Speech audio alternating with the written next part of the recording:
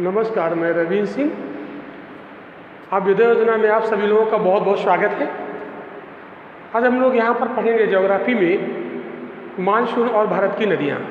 Monsoon में थोड़ा सा टॉपिक बचा हुआ है, उसको आज हम लोग कंप्लीट करेंगे और उसके आगे हम लोग इंडिया का ड्रेनेज सिस्टम पढ़ेंगे। ओके, तो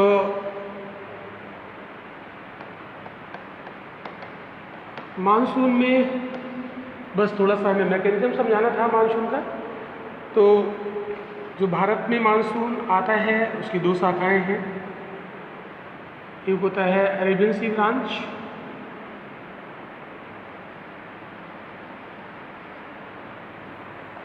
तो ये इधर अरब सागर से जाएगा ऐसे करके, और एक बे ऑफ बंगाल से ये ऐसे जाएगा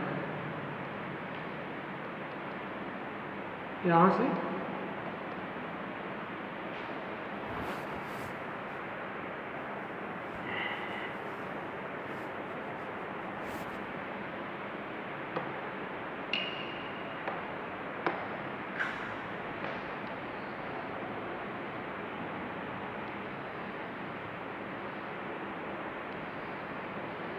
ये ठीक है, और इधर हमारा वेस्टर्न घाट है।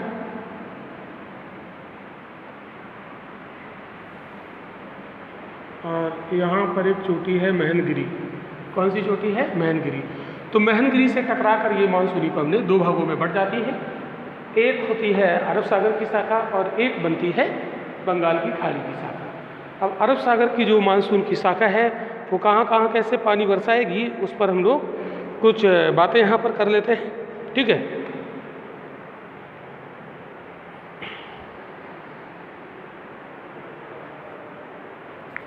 तो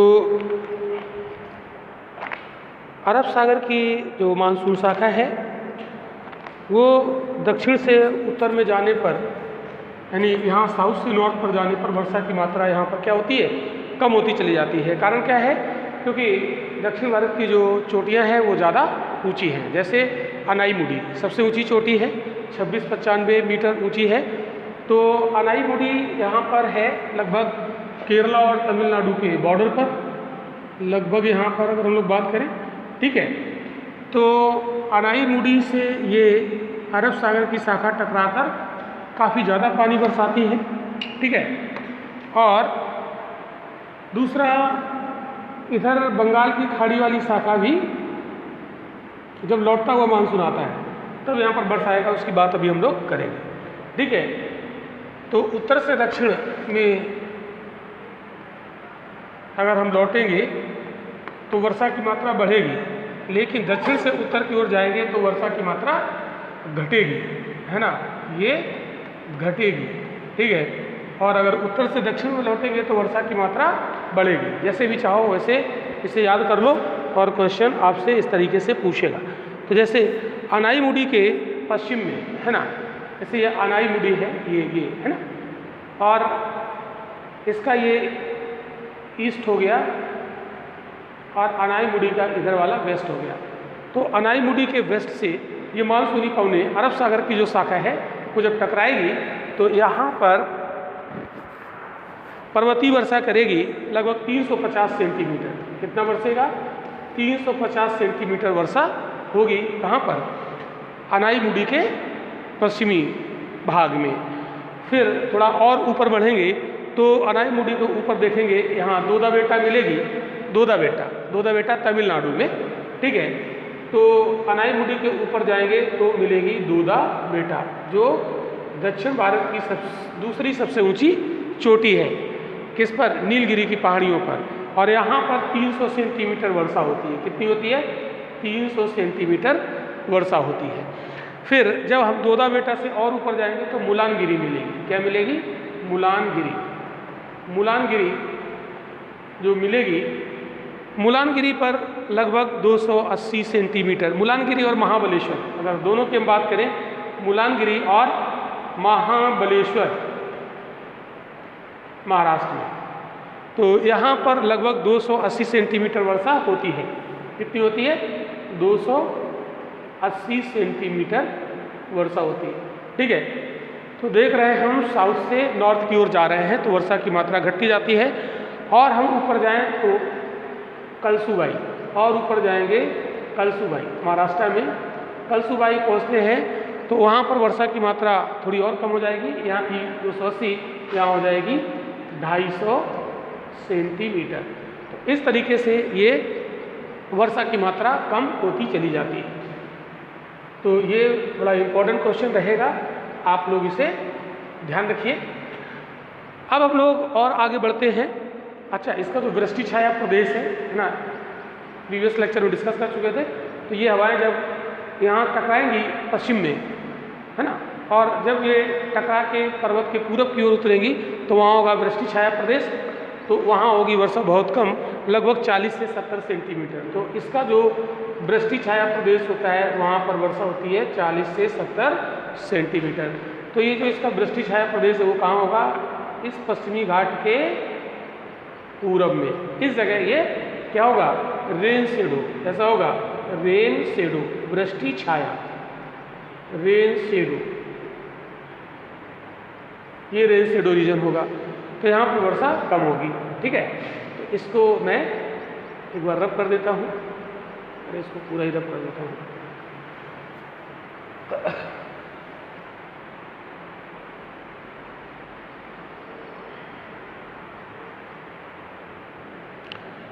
तो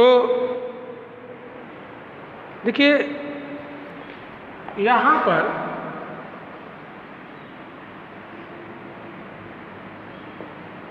पश्चिमी घाट में कुछ दर्रे हैं, है ना, तो कुछ हवाएं क्या होंगी?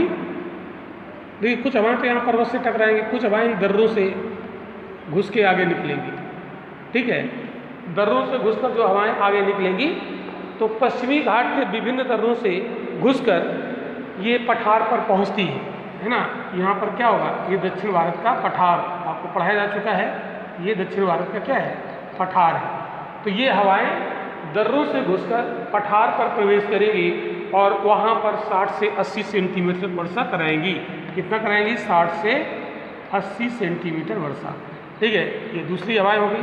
पहली कौन थी? जो सीधे पर्वत से टकराती थी, माउंटेन से टकराकर हैवी रेनफॉल करती थी। दूसरी जो पश्चिमी घाट की दर्रों से घुसकर पठार पर पहुंचती है और वहाँ पर 60 से 80 सेंटीमीटर तक पानी बरसाती है।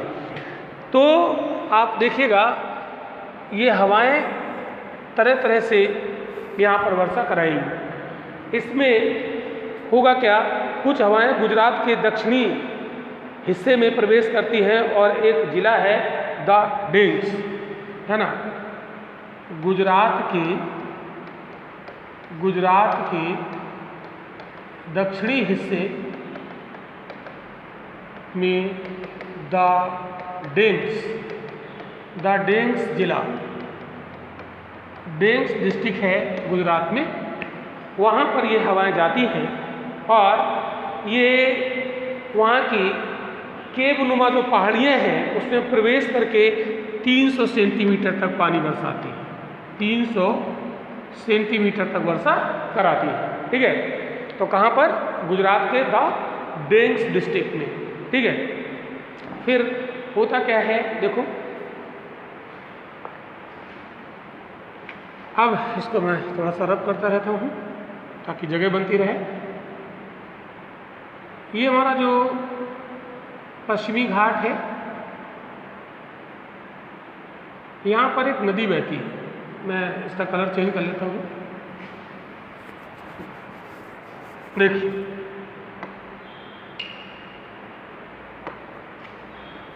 यहाँ पर एक नदी है ताप्ती। कौन सी नदी है ये? ताप्ती, ताप्ती नदी। ताप्ती नदी की घाटी में ये हवाएं घुसती हैं, किधर से जाती हैं ये हवाएं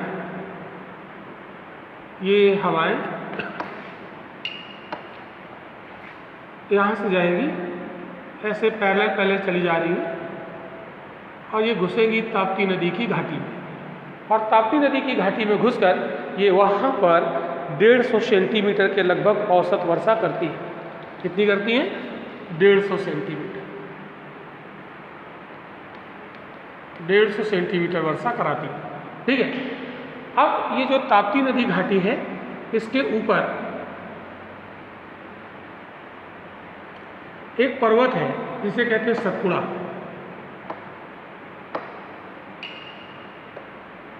यहाँ पर एक माउंटेन है, ये सतपुड़ा, और उसके ऊपर ये विंध्याचल पर्वत है। ठीक है, ध्यान से समझिएगा। और यहाँ पर एक नदी है विंध्याचल और सतपुड़ा के बीच में, इसको कहते हैं नर्मदा, जो ब्लू कलर से यहाँ पर बनाया गया है ये। ठीक है, तो ये हवाएं देखो, ये वाली हवाएं जो ताप्ती नदी की घाटी में घुसेंगी, और चूंकि इन हवाओं की डायरेक्शन ऐसे है, तो ये सतपुड़ा, ये वाला जो पर्वत है ये सतपुड़ा है। सतपुड़ा पर्वत के दक्षिणी ढाल से रगड़कर 150 सेंटीमीटर के आसपास वर्षा कराएगी। ठीक है, और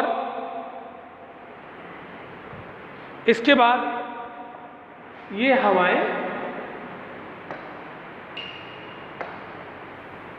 कुछ हवाएं नर्मदा की घाटी में घुस जाएंगी। ये नर्मदा की घाटी में घुसेंगी तो विंध्याचल पर्वतमाला के दक्षिण में ये रगड़ते हुए चलेंगी, और विंध्याचल पर्वतमाला के दक्षिणी भाग में 150 सेंटीमीटर की वर्षा कराएंगी, है ना। ध्यान से आप लोग समझिएगा इस चीज़ को। और फिर एक शाखा यहाँ पर ये खंबात की खाड़ी है, ये एक शाखा खंबात की खाड़ी से घुसेगी यहाँ, और खंबात की खाड़ी से घुसकर ये माही नदी, यहाँ पर एक नदी बहती है माही। अगर मैप आप देखेंगे, अभी हम लोग नदियाँ पढ़ेंगे, तो माही नदी यहाँ पर बहती है, खंबात की खाड़ी में गिरती है, जो मध्य प्रदेश से निकलकर राजस्थान होते हुए फिर गुजरात आकर खंबात की खाड़ी में गिर जाती है। तो ये खंबात की खाड़ी से होकर माही नदी घाटी से होते हुए ये मालवा के पठार पर पहुँचती है। यहाँ पर एक पठार है मालवा का पठार, ये मालवा का पठार है, और ये है विंध्याचल पर्वत, सॉरी अरावली पर्वतमाला। अरावली पर्वतमाला के ईस्ट में ये मालवा का पठार, कौन सा पठार है? मालवा का पठार। ये मालवा के पठार में पहुंचती है। तो खंबात की खाड़ी से होते हुए मानसूनी पवनें माही नदी घाटी में घुसती हैं, और माही नदी घाटी को पार करते हुए कहाँ पहुंचती हैं? ये पहुंचती हैं मालवा के पठार पर, और इस मालवा के पठार पर 80 से 100 सेंटीमीटर वर्षा कराती है। कितनी कराती? 80 से 100 सेंटीमीटर वर्षा मालवा के पठार पर कराती है। ठीक है, लगभग। इसके बाद एक शाखा यहाँ पर साबरमती घाटी में घुसती है, साबरमती नदी बहती है यहाँ। ठीक है, अरावली के पूरब में। तो साबरमती की घाटी में ये घुसती है। ठीक है, ऐसे करके। तो ये अरावली थोड़ा सा ऐसे में बना दूँ, और इधर से ये ऐसे जाती है, और यहाँ पर है गुरु शिखर। क्या है? गुरु शिखर। और ये गुरु शिखर से टकराती है। गुरु शिखर पर्वत चोटी है किसकी? अरावली की। सर्वोच्च चोटी है 1722 मीटर हाइट है इसकी, और ये गुरु शिखर से टकराकर वहाँ पर लगभग 100 सेंटीमीटर वर्षा कराती है। कितनी वर्षा कराती है? 100 सेंटीमीटर के आसपास वर्षा वहाँ पर कराती है। ठीक है, इसके बाद एक अरब सागर की दूसरी हवाएं जो हैं, ये अरब सागर की दूसरी हवाएं, इसको हम दूसरी शाखा कह सकते हैं। ये देखिए गिरनार की पहाड़ियां हैं, काठियावाड़ प्रायद्वीप, ये काठियावाड़ पेनिनसुला है। ये क्या है? काठियावाड़ पेनिनसुला है, ये काठियावाड़। तो अरब सागर की दूसरी शाखा काठियावाड़ प्रायद्वीप की गिरनार और मांडो की पहाड़ियों से टकरा कर लगभग 150 सेंटीमीटर वर्षा यहाँ पर होती है। कितनी होती है? 150 सेंटीमीटर यहाँ पर वर्षा होती है। कहाँ पर? गिरनार की पहाड़ियों से, गिरी की पहाड़ियों से, मांडो की पहाड़ियों से टकराकर 150 सेंटीमीटर वर्षा होती है। इस वजह से यहाँ पर काफ़ी डेंस यानी सघन वन मिलते हैं, डेंस फॉरेस्ट पाए जाते हैं। और ये ऐसे जाती है और कच्छ के रन से गुजरती है, कच्छ के रन से। कच्छ के रन पर वर्षा नहीं कराती है, ठीक है। और अरावली के पश्चिम में मारवाड़ क्षेत्र में, अरावली के पश्चिम में मारवाड़ क्षेत्र में ये 40 सेंटीमीटर के आसपास वर्षा कराती है, ठीक है। तो इस तरीके से ये ऐसे जब अरावली को क्रॉस करके इधर जाएगी तो ये पहुंचेगी कहाँ पर, थार के मरुस्थल में। थार के मरुस्थल में पानी नहीं बरसेगा, थार के मरुस्थल में पानी नहीं बरसेगा। थार मरुस्थल क्यों नहीं बरसेगा, ठीक है। देखिए राजस्थान में ज़्यादा पानी नहीं बरसता है, ठीक है। गुरु शिखर से टकरा कर तो पानी बरसता है यहाँ पर अरावली के दक्षिणी हिस्से में, लेकिन जैसे जैसे हवाएं उत्तर की ओर जाती हैं तो ये राजस्थान का जो मरुस्थल है वहाँ पर पानी नहीं बरसाती है। क्या कारण है, 2 कारण है। आप देखिए ये जो अरावली है इसके पैरेलल है, अरावली हवाओं के पैरेलल है, कि हवाएं अरावली के पैरेलल है, हवाएं अरावली के पैरेलल हैं, ठीक है। अगर ऐसे कोई माउंटेन होता तो ये टकरा कर यहाँ पानी बरसा देता, लेकिन इनके रास्ते में कोई बैरियर नहीं है, ठीक है, कोई अवरोध नहीं। एक कारण तो ये है। राजस्थान में जो थार का मरुस्थल है वहाँ पर वर्षा ना होने का एक रीजन ये है। दूसरा रीजन क्या है, दूसरा रीजन क्या है, दूसरा रीजन ये है कि जब ये हवाएं यहाँ थार के मरुस्थल में पहुँचती हैं, ठीक है, बहुत गर्म होता है थार का मरुस्थल और टेम्परेचर ज़्यादा है, और जहाँ पर टेम्परेचर ज़्यादा होता है वहाँ पर रिलेटिव ह्यूमिडिटी कम हो जाती है। टेम्परेचर ज़्यादा है इसलिए सापेक्षिक आर्द्रता इनकी कमज़ोर हो जाती है, सॉरी कम हो जाती है, और जब सापेक्षिक आर्द्रता कम हो जाएगी तो वर्षा नहीं होगी। क्यों? क्योंकि वर्षा होने के लिए 100% सापेक्षिक आर्द्रता होना ज़रूरी होता है, ठीक है। तो टेम्परेचर और ह्यूमिडिटी, रिलेटिव ह्यूमिडिटी में उल्टा संबंध होता है। जहाँ पर तापमान ज़्यादा हो जाता है वहाँ पर रिलेटिव ह्यूमिडिटी कम हो जाती है। तो थार के मरुस्थल में चूँकि तापमान ज़्यादा होता है इसलिए वहाँ पर रिलेटिव ह्यूमिडिटी कम होती है और वर्षा नहीं हो पाती है। तो वर्षा ना होने के 2 कारण हैं, ध्यान रखिएगा। जनरली हम लोग पढ़ते हैं अरावली, उसके मतलब अरावली के पैरेलल पवनें चलती हैं इसलिए वर्षा नहीं होती है, सही बात है। लेकिन एक दूसरा कारण भी है, वहाँ तापमान होने की वजह से रिलेटिव ह्यूमिडिटी ज़्यादा हो जाती है। तो ये आपने देखी अरब सागर की शाखाएं ऐसे जाती हैं, ये कई भागों में बढ़ जाती हैं हवाएं, और ये वर्षा कराती हैं। कहाँ कितनी वर्षा कराती हैं ये हम लोगों ने सीख लिया। अब हम लोग बात करते हैं बंगाल की खाड़ी की शाखा की, ठीक है। अब हम लोग इधर की बात करेंगे, बंगाल की खाड़ी की मानसून शाखा। चलिए मैप पर देखते हैं।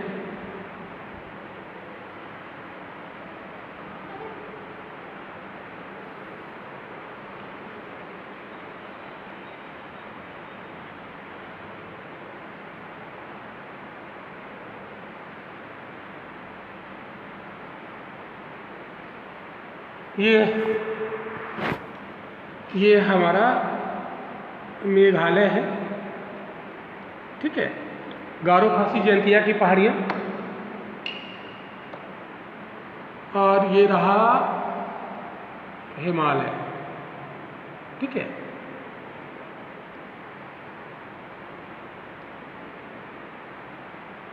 ये ऐसा, ठीक है। तो यहाँ पर हम लोग ये पर्पल कलर ले रहे हैं किसके लिए, मानसूनी हवाओं के लिए। तो ये मानसूनी हवाएं इक्वेटर को पार करके जब इधर चलेंगी, ठीक है, तो ये तो साउथ की ट्रेड विंड है, वही नॉर्थ में पहुंचकर मानसून विंड बनती है। तो जो नॉर्थ वाली ट्रेड है वो थोड़ा पीछे खिसकेगी और यहाँ पर एक बन जाएगा चक्रवात, और वो चक्रवात किधर चलेंगे, पूरब से पश्चिम, और ये भारत में घुसेंगे चक्रवात। प्रीवियस लेक्चर में आपको ये बहुत अच्छे से चीज़ें हमने समझाई थी, ये चक्रवात यहाँ पर घुसेंगे। एंटी क्लॉकवाइज ये घूमते हैं और ये पूरब से पश्चिम की ओर जाते हैं। ये भारत में चक्रवात घुस जाएंगे, ठीक है, और ये पूर्वी तट पर वर्षा कराएंगे। तो चक्रवात सामान्यतः आंध्र प्रदेश के रॉयल सीमा तट, आंध्र प्रदेश के रॉयल सीमा तट पर जाते हैं। जैसे कुरनूल, कुडप्पा, अनंतपुर, चित्तूर, ये जिले है ना। कौन कौन से डिस्ट्रिक्ट? जैसे कुडप्पा, कुरनूल, चित्तूर, ये आंध्र प्रदेश के जिले हैं। यहाँ पर ये चक्रवाती वर्षा कराते हैं। ये चक्रवात वहाँ पर जाते हैं और ये चक्रवाती वर्षा यहाँ पर कराते हैं, ठीक है। तो चक्रवाती वर्षा यहाँ पर ये कराते हैं, ठीक है। इसके बाद ये चक्रवात तमिलनाडु, ये जो तमिलनाडु है, तमिलनाडु में कराईकल और पांडिचेरी क्षेत्र में पर्याप्त वर्षा कराते हैं। तो ये चक्रवात और कहाँ पर वर्षा कराते हैं, इसको थोड़ा सा हम लोग समझते हुए चलते हैं। तो ये वर्षा कराते हैं तमिलनाडु में कराईकल और पांडिचेरी, जो पांडिचेरी एक यूनियन टेरिटरी है जो 3 राज्यों में फैला हुआ है। उसमें से 2 क्षेत्र हैं, कराईकल और पांडिचेरी, कहाँ पर? तमिलनाडु में। तो यहाँ पर वर्षा कराते हैं, में वर्षा होती है इसके द्वारा, चक्रवात के द्वारा। फिर इसके बाद यहाँ पर आप देखते हैं, यहाँ पर नदियाँ हैं, महानदी, गोदावरी, कृष्णा, कावेरी, बड़ी चौड़ी नदियाँ हैं। यहाँ पर बड़ी बड़ी नदियाँ हैं दक्षिण भारत की। तो ये चक्रवात उन्हीं नदी घाटियों से घुस जाते हैं, ठीक है। ये चक्रवात उधर नदी घाटियों से घुसते हैं। अब आप देखिएगा, ये हमारा पश्चिमी घाट है, ठीक है। तो महानदी, गोदावरी, स्वर्ण रेखा, महानदी, गोदावरी, कृष्णा, कावेरी। तो कावेरी नदी की ये जो घाटी है, यहाँ पर मैं बना देता हूँ, ये कृष्णागिरी या ब्रह्मगिरी है ना। तो वहाँ से ये कावेरी नदी निकलती इधर ऐसे बंगाल की खाड़ी में गिरती। अब ये साइक्लोन क्या करता है, ये साइक्लोन को रास्ता मिल गया और ये भागते हुए चला जाएगा, घुस जाएगा कावेरी नदी की घाटी में, ठीक है। और ये यहाँ पर जो पहाड़ियाँ हैं उससे टकरा कर वर्षा कराएंगे, ठीक है। तो गोदावरी कृष्णा बेसिन में प्रवेश करके चक्रवात लगभग 150 सेंटीमीटर वर्षा कराते हैं। कितना? 150 सेंटीमीटर वर्षा कराते हैं। गोदावरी कृष्णा नदी की घाटियों में घुसकर ये 150 सेंटीमीटर वर्षा कराती है। और इधर अरब सागर की शाखा भी इधर से आती है।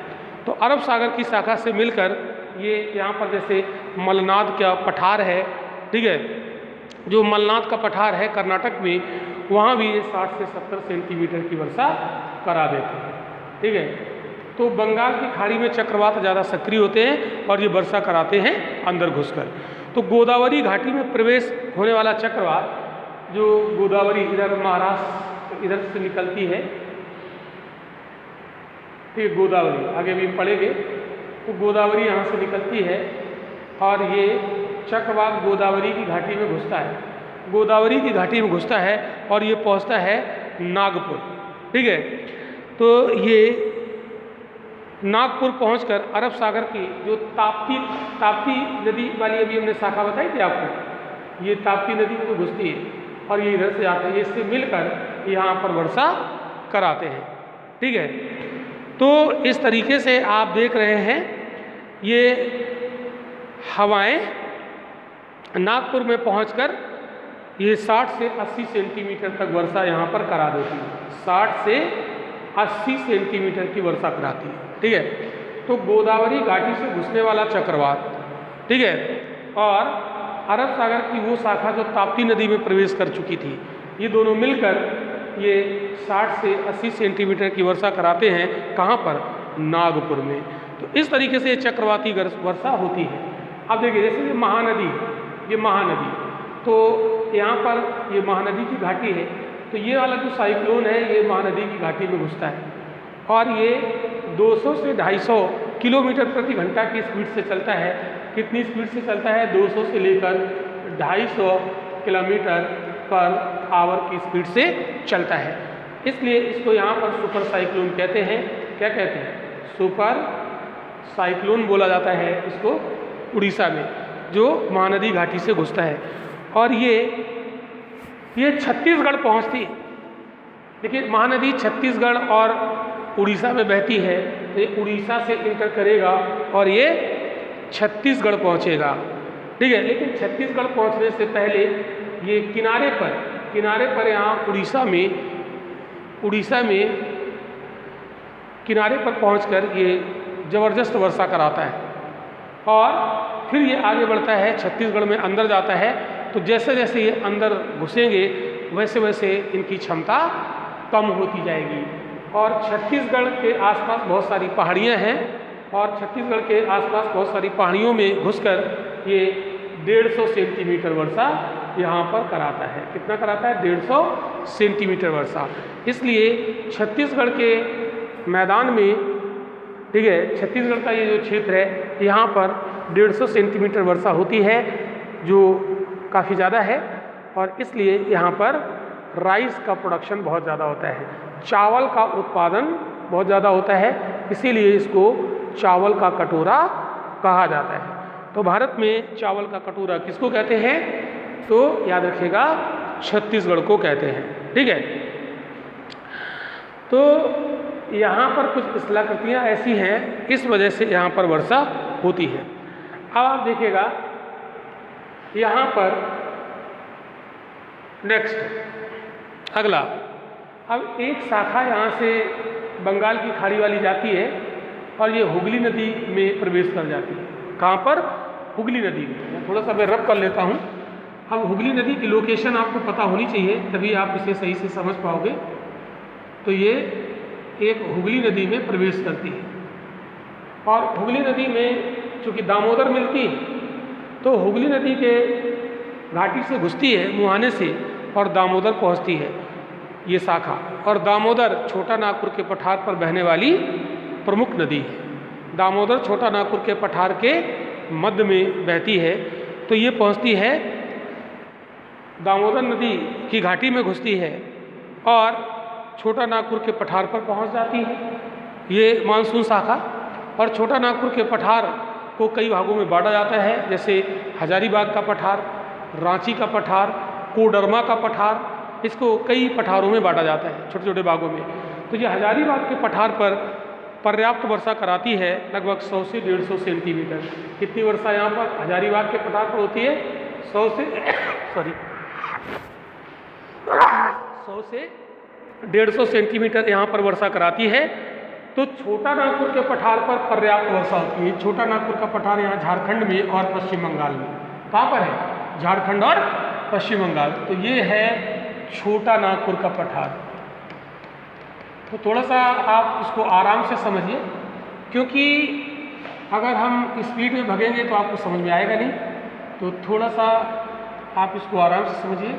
छोटा नागपुर पठार, इस पर पर्याप्त वर्षा होती है, इस पर पर्याप्त वर्षा होती है, पर्याप्त वर्षा होती है।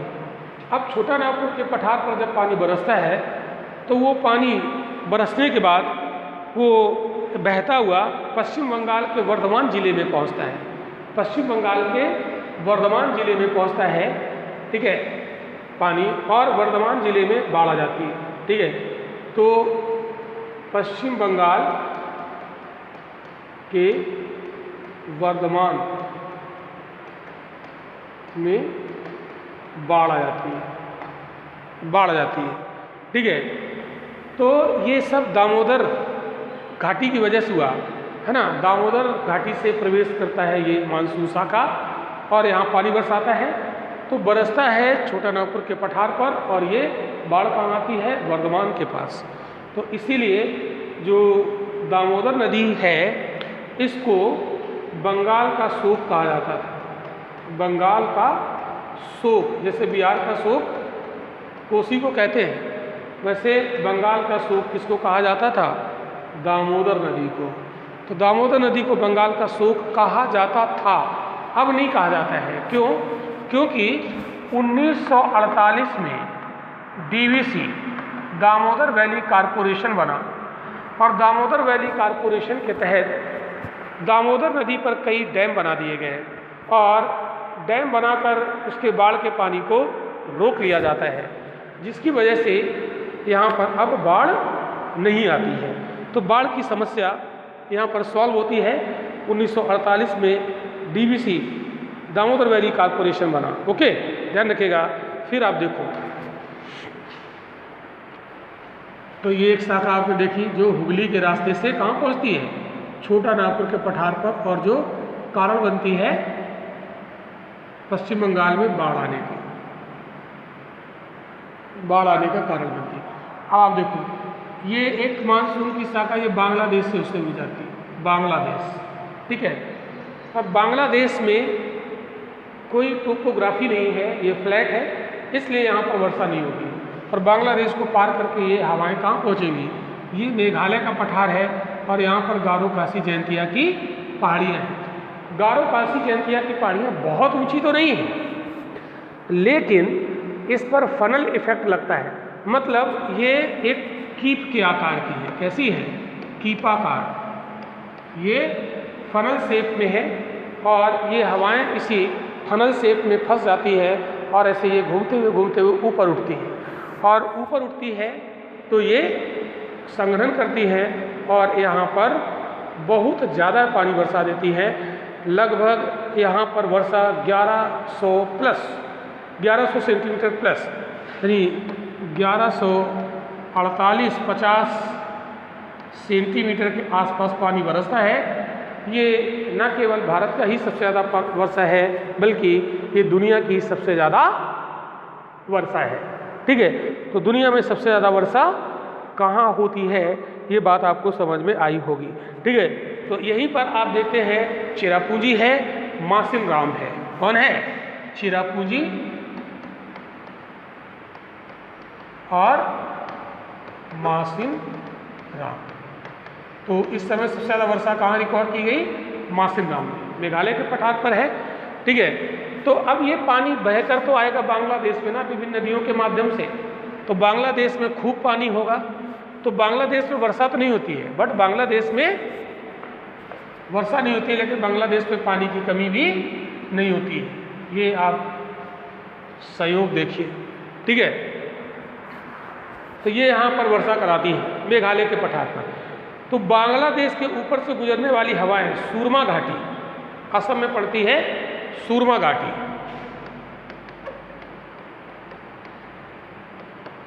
सूरमा घाटी। तो बांग्लादेश के ऊपर से गुजरने वाली हवाएं सूरमा घाटी से होकर ये असम घाटी में पहुंचती है। तो सूरमा घाटी से कहाँ जाती हैं? असम की घाटी, असम की घाटी। और असम की घाटी में बहती है ब्रह्मपुत्र नदी। और ये ब्रह्मपुत्र, और ये महीना हो जाएगा लगभग मई जून का महीना चल ही रहा है, ठीक है।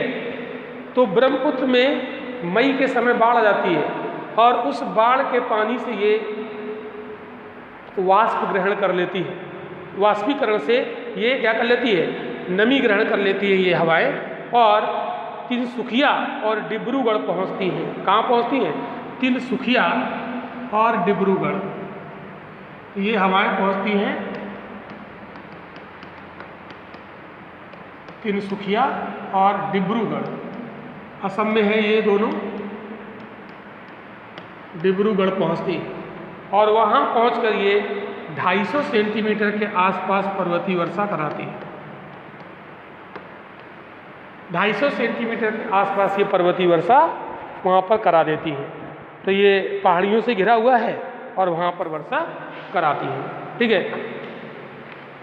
तो इस तरीके से आप इन चीज़ों को देख पा रहे हैं।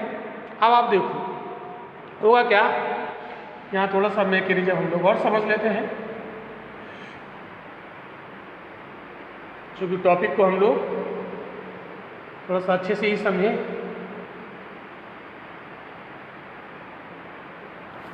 ये मैं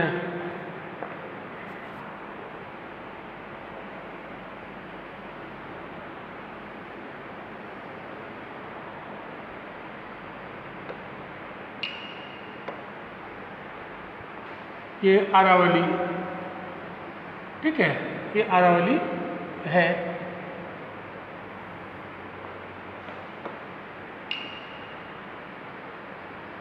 चलिए यहाँ पर कुछ पर्वत बता देते हैं। विंध्याचल है, ये रहा सतपुड़ा है, ठीक है,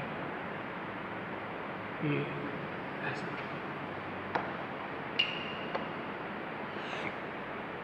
ये हवा यहाँ आ रही है और देख रहे हैं ये जो पर्वत है ये ऐसा लग रहा है जैसे एक कमरा बना हुआ है। तो ये सारी हवाएं यहाँ पे इस कमरे में घुसेंगी, ठीक है, और ये पर्वत यहाँ खड़ा हुआ है, ये इसको निकलने नहीं देगा। तो ये हवाएं यहाँ से घूमकर इधर चलेंगी,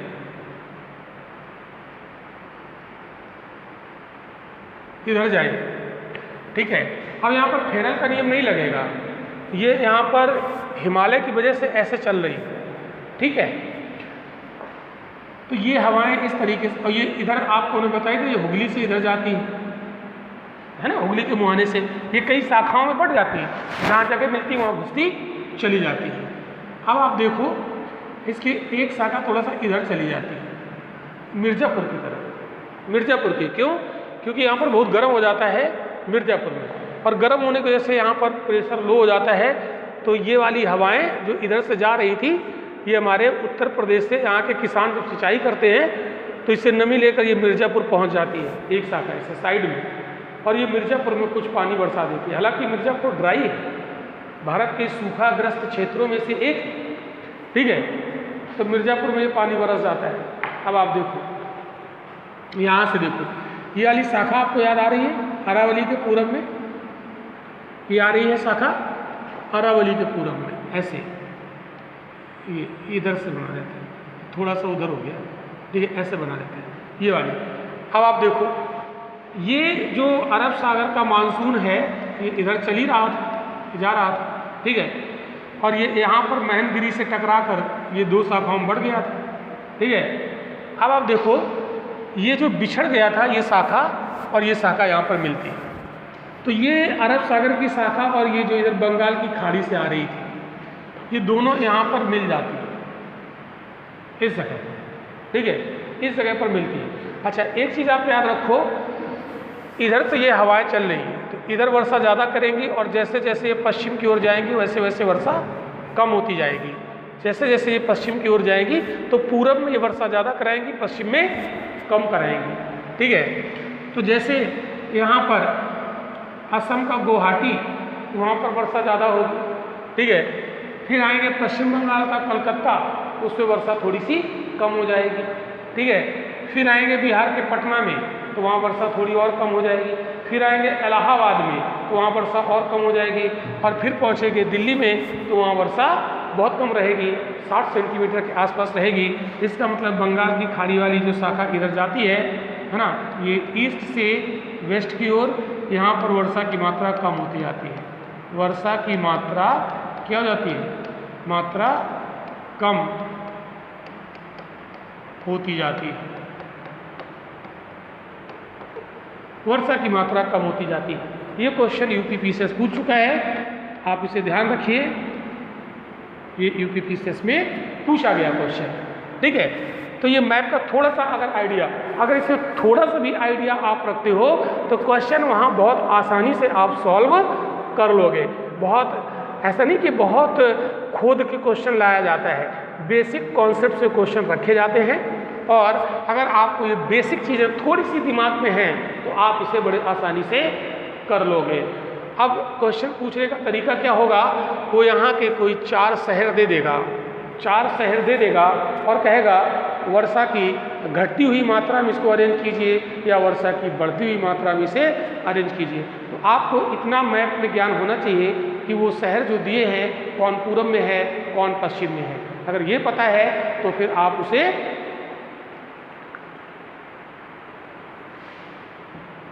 बड़े आसानी से कर ले जाओगे, ठीक है। अब इतना तो आपको आना ही चाहिए, तभी तो सिविल सर्विसेज की आप तैयारी कर रहे हो। अगर मैप का आपको बिल्कुल भी ज्ञान नहीं है तो फिर आप कैसे तैयारी करोगे? ओके, अब देखो, अब यहाँ पर समझाते हैं, अब यहाँ पर समझाते हैं।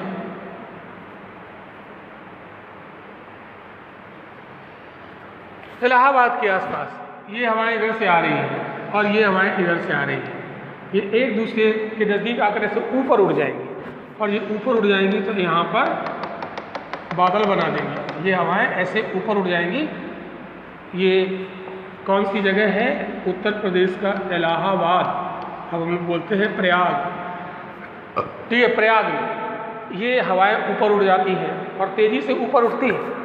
यहाँ पर कोई टोपोग्राफी नहीं है, यहाँ कोई माउंटेन नहीं है, लेकिन फिर भी ये हवाएं, इसमें से एक आती है अरब सागर से, अरब सागर वाली आती है, और एक आती है बंगाल की खाड़ी वाली, बंगाल की खाड़ी।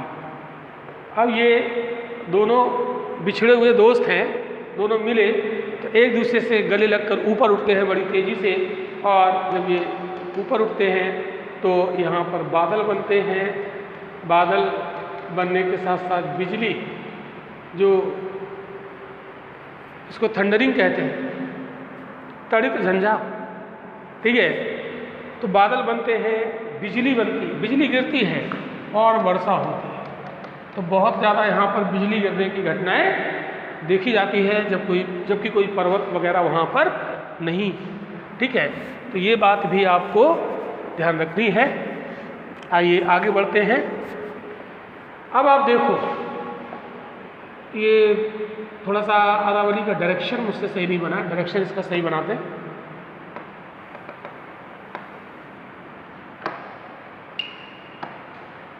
ये ऐसे करके, ठीक है,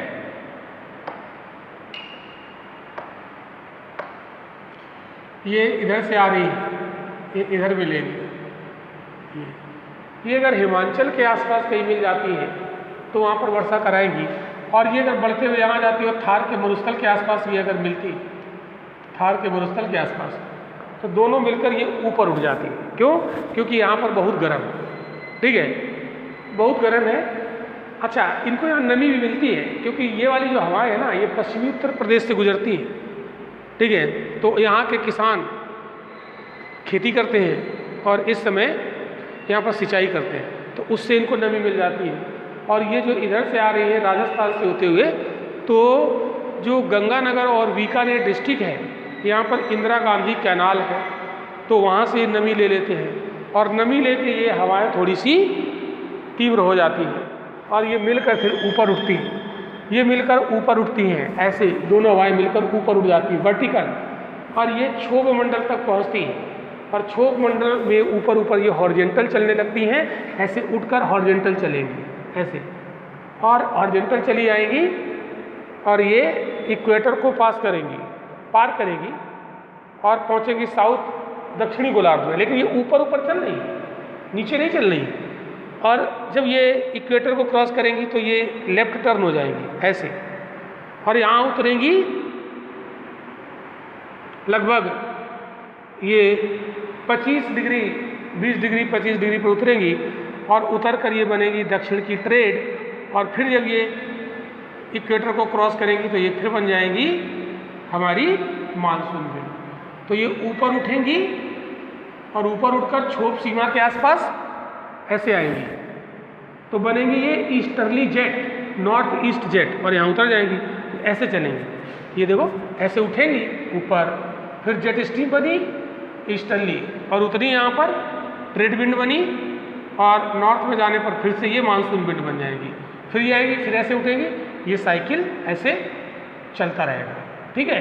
तो इस तरीके से ये कन्याकुमारी के पास आकर एक चली जाएगी अरब सागर की तरफ और एक चली जाएगी बंगाल की खाड़ी की तरफ। तो ये दोनों बिछड़े हुए दोस्त ऊपर मिलेंगे, जेट स्ट्रीम बनेंगे और यहाँ उतर कर आएंगे दक्षिणी गोलार्ध में, और दक्षिण की ट्रेड बनेगी, फिर से इक्वेटर को क्रॉस करके जैसे ही नॉर्थ में जाएगी तो ये मानसून बन जाएगा, और फिर से ये महेंद्रगिरी से टकराकर बिछड़ जाएंगी, एक अरब सागर और एक बंगाल की खाड़ी, फिर जाएंगी, फिर मिलेंगी, फिर ये साइकिल बनता रहेगा। तो ये आपने देखा आने वाला मानसून, ठीक है। आई होप कि चीज़ें आपको ये क्लियर हो गई होंगी। अब हम लोग बात करेंगे जो लौटने वाला मानसून, लौटने वाला मानसून का प्रत्यावर्तन। तो season of retreating monsoon, season of retreating monsoon.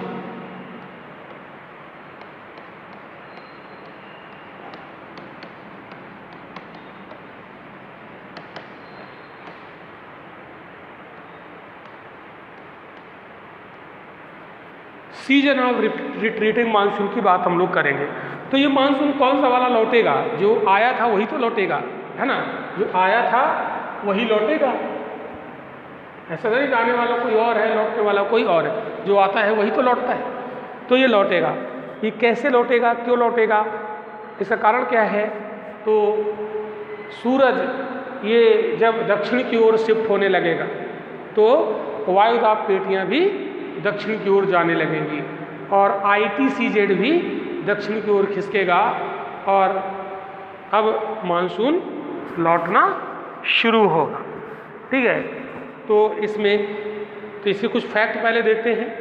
ये मानसून जो लौटने का समय है उसको मतलब मानसून का जो प्रत्यावर्तन है, जो सीजन ऑफ रिट्रीटिंग मानसून है वो होता है अक्टूबर से नवंबर। तो ये बात हम लोग करेंगे अक्टूबर से नवंबर वाला जो समय है, इसको बोला जाता है मानसून के निवर्तन या प्रत्यावर्तन की ऋतु, सीजन ऑफ रिट्रीटिंग मानसून। क्या बोलते हैं? सीजन ऑफ रिट्रीटिंग मानसून, ठीक है।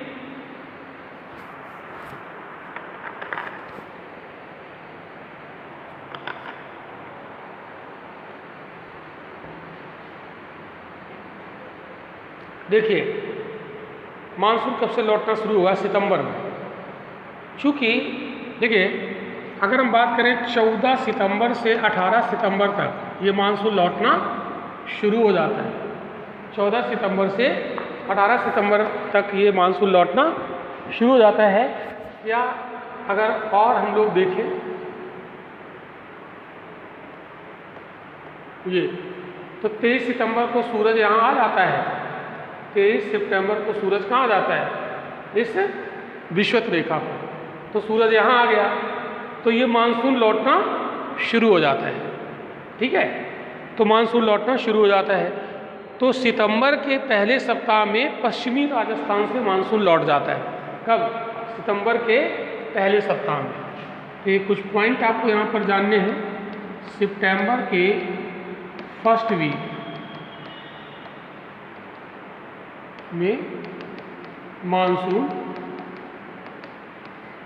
पश्चिमी राजस्थान से लौट जाता है। पश्चिमी राजस्थान से लौटना शुरू हो जाता है, ठीक है।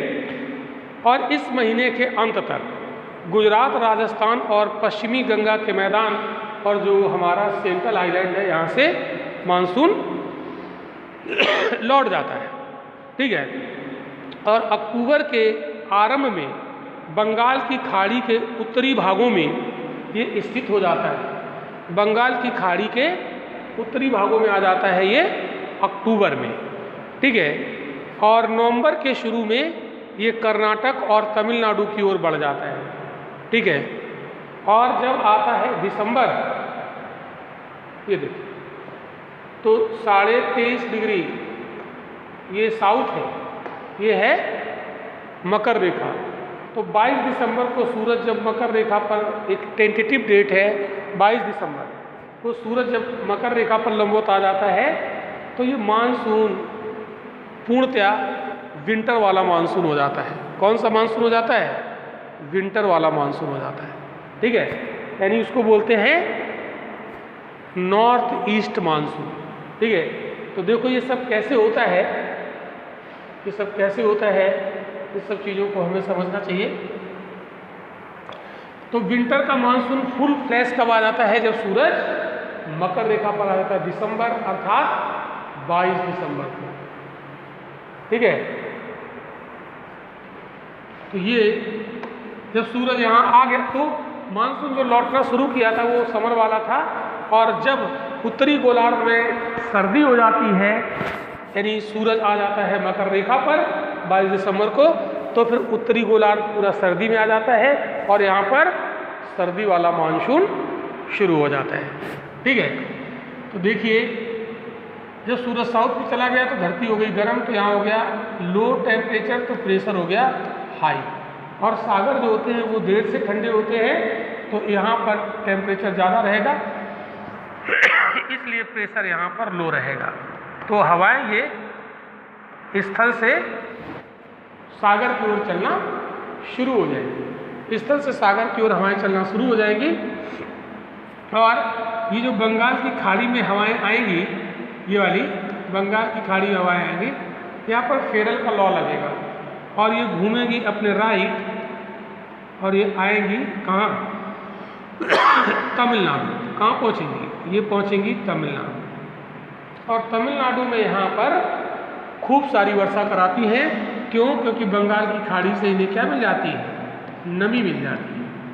तो लौटता हुआ मानसून तमिलनाडु में खूब सारी वर्षा कराता है। कभी कभी क्या होता है, जैसे ये केरला है ना, ये केरल, और यहाँ पर एक पर्वत है अनाईमुडी। अब ये लौटता हुआ मानसून जब यहाँ पर अनाईमुडी से टकराता है, तो यहाँ पर वही नवंबर दिसंबर में अनाईमुडी, और अनाईमुडी है कहाँ? ये केरला में है। वैसे अन्नामलाई की पहाड़ियाँ केरला और तमिलनाडु के बॉर्डर पर है, लेकिन ये थोड़ा सा केरला की तरफ फैली हुई है।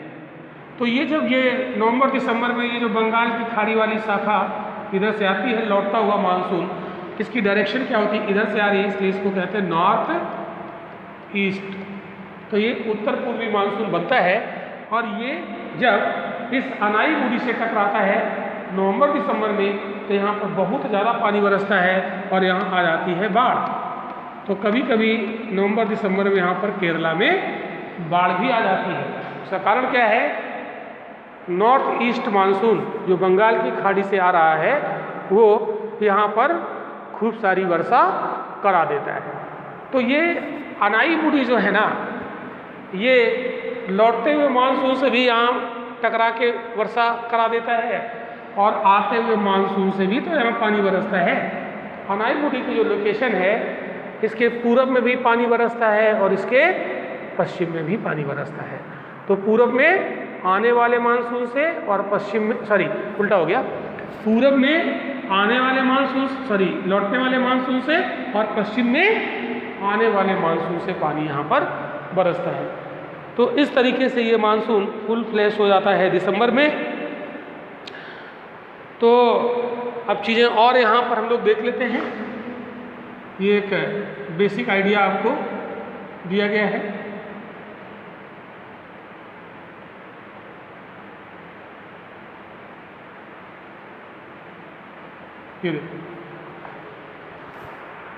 तो इसमें क्या होता है, अक्टूबर के आरंभ में बंगाल की खाड़ी के उत्तरी भागों में ये मानसून आ गया लौटने वाला, ठीक है। और मानसून जब लौट रहा होता है, तो हमारा यहाँ का जो आसमान होता है भारत का, ये कैसा हो जाता है? ये स्वच्छ हो जाता है, ये आकाश स्वच्छ हो जाता है। लौटते समय मानसून जब लौटता है तो हमारा जो आसमान है वो स्वच्छ हो जाता है और तापमान बढ़ने लगता है। तापमान क्या होने लगता है? बढ़ने लगता है, टेम्परेचर बढ़ना शुरू हो जाता है। और लेकिन चूँकि पानी अभी कुछ दिन पहले बरसा है, तो यहाँ की ज़मीन में नमी अभी भी होती है, ज़मीन में नमी अभी भी होती है, लेकिन तापमान बढ़ने लगा और आसमान ड्राई हो गया, लेकिन ज़मीन में नमी अभी भी है। तो टेम्परेचर जब बढ़ेगा तो ज़मीन की नमी क्या होगी? वाष्पीकृत होगी, और जब ये वाष्पीकृत होगी तो यहाँ पर क्या होगा? वायुमंडल में नमी आ जाएगी, ठीक है। और वायुमंडल में जब नमी आ जाएगी तो उच्च तापमान और आर्द्रता की दशाएं होंगी, और उच्च तापमान और ह्यूमिडिटी की वजह से यहाँ का मौसम काफ़ी कष्टकारी हो जाता है। आमतौर पर इसको कार्तिक मास की ऊष्मा कहा जाता है। क्या कहा जाता है? कार्तिक मास की ऊष्मा, अक्टूबर हीट, कार्तिक मास की ऊष्मा, क्या बोलते हैं इसको, कार्तिक मास की ऊष्मा, अक्टूबर हीट कहते हैं। अक्टूबर में आप देखिएगा खूब सारी गर्मी होती है, ठीक है, इसको अक्टूबर हीट बोल देते हैं। अब आप देखिए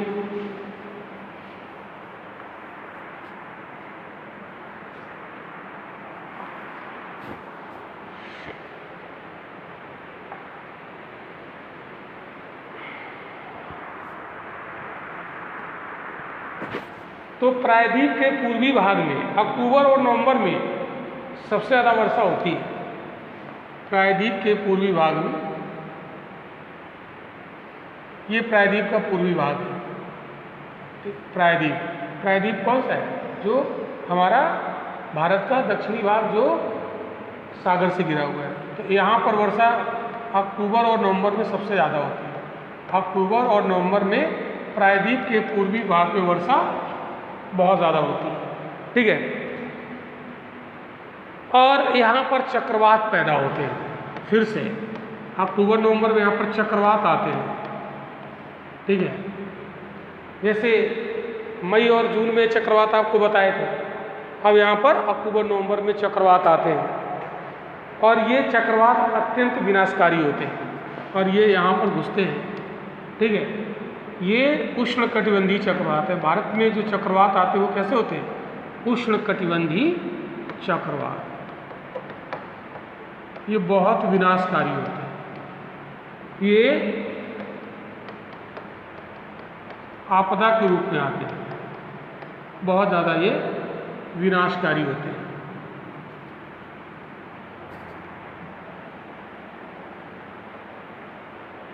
बहुत ज़्यादा विनाशकारी, ठीक है।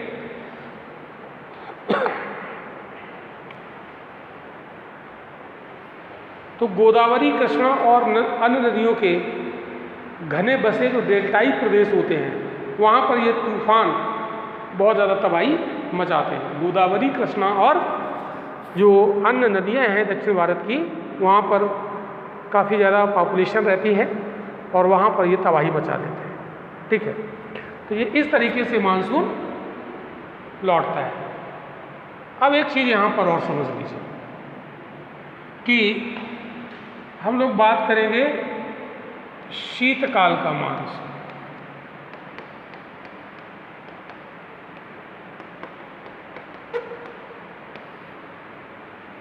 शीतकाल का मानसून, आइए समझते हैं इसको, ये भी मैकेनिज्म आप समझिएगा। तो अभी हम लोगों ने मानसून लौटता हुआ देखा और शीतकालीन मानसून फुल फ्लेज कब आता है, दिसंबर में आ जाता है, ठीक है।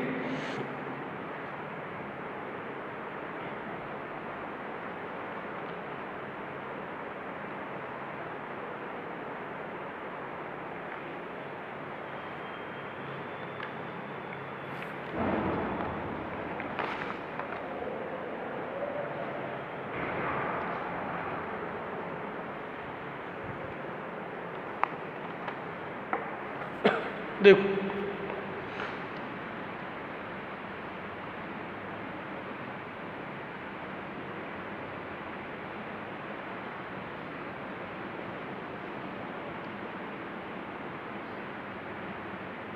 ये आ गया,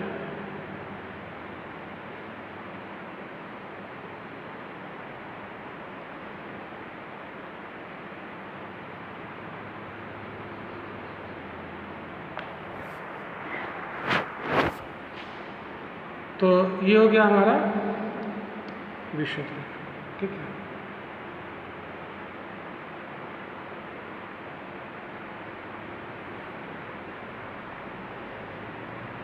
ये हो गया 23.5 डिग्री, ठीक है। ये हो गई मकर रेखा। तो ये जब यहाँ पर आते हैं, समझना ध्यान से, कलर चेंज करना,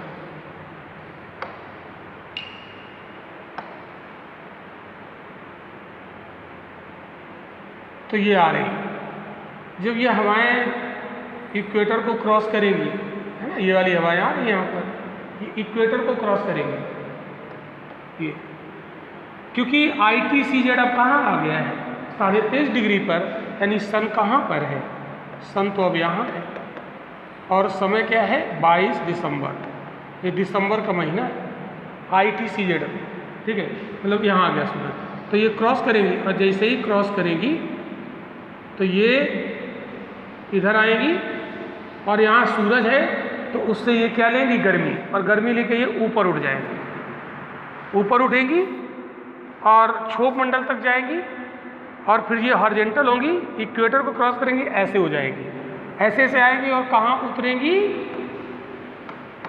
यहाँ पर उत्तर भारत में उतरेंगी, ऊपर से उत्तर भारत में उतरेंगी। अब यहाँ पर ध्यान एक बार फिर से समझो, ये जो लौटता हुआ मानसून आया, यहाँ से फिर सूरज यहाँ है मकर रेखा पर, गर्मी पड़ रही है, सूरज की किरणें सीधी पड़ रही, ये हवा गर्म होगी, ऊपर उठेगी, ऊपर उठ के कहाँ तक जाएगी, क्षोभ मंडल तक, क्षोभ सीमा तक, क्षोभ सीमा से फिर ये क्या होगी, हॉरिजॉन्टल चलेगी, और जैसे ही हॉरिजॉन्टल इधर आएगी, इक्वेटर को क्रॉस करेगी ऊपर ऊपर, और ये फिर ऐसे मुड़ जाएगी, दाईं ओर ना, फेरल का नियम, और ऐसे जाएगी।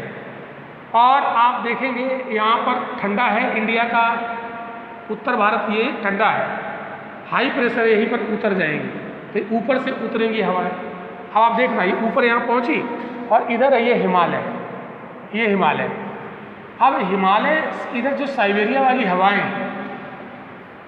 ऊपर आ रही हैं, ठीक है, दर्रों को क्रॉस करके ऊपर आएगी, और ऊपर से इधर ये क्षोभ मंडल से आवाज़ आ रही है, ऊपर दोनों मिलके और ऐसे घूमते हुए नीचे उतरेंगी, और जब यहाँ पर उतरेंगी उत्तर भारत में तो क्या होगा, तो देखिए जब ये उतर गई नीचे, ऊपर से हवाएं यहाँ उतर रही, मान लीजिए ऊपर से हवाएं यहाँ उतर रही, तो ये जो इधर से आई, तो ये क्या है, ये जेट है, ये जेट है, क्यों इधर से जा रही ना, इसको कहते हैं पछुआ जेट, ठीक है।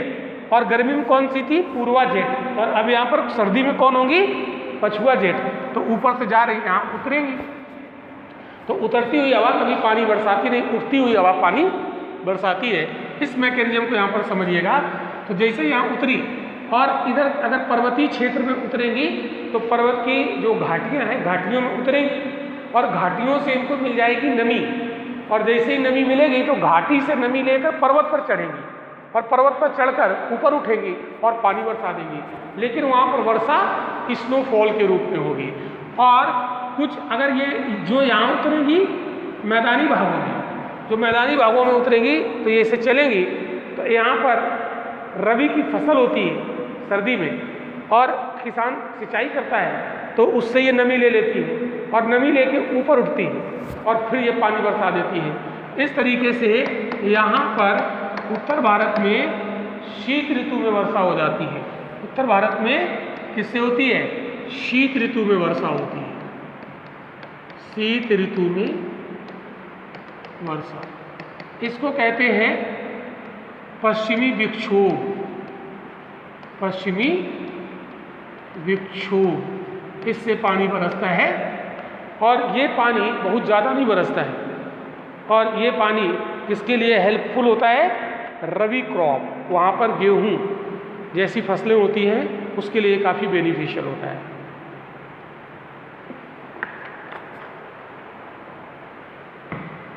तो ये हमारा टॉपिक हुआ कंप्लीट, जिसको हमने बहुत अच्छे से पढ़ा, बहुत अच्छे से इसे हमने पढ़ने का प्रयास किया। मानसून, बस इतना अगर आप लोग कॉन्सेप्ट याद रखते हैं तो मैं गारंटी लेता हूँ आपका प्रीलिम में, चाहे वो यूपीएससी का हो और चाहे हमारा स्टेट पीएससी का हो, उत्तर प्रदेश पीसीएस का, आपका यहाँ से कोई क्वेश्चन गलत नहीं होगा, मैं प्रॉमिस करता हूँ गलत नहीं होगा, ठीक है। अब हम लोग जो न्यू टॉपिक शुरू करते हैं,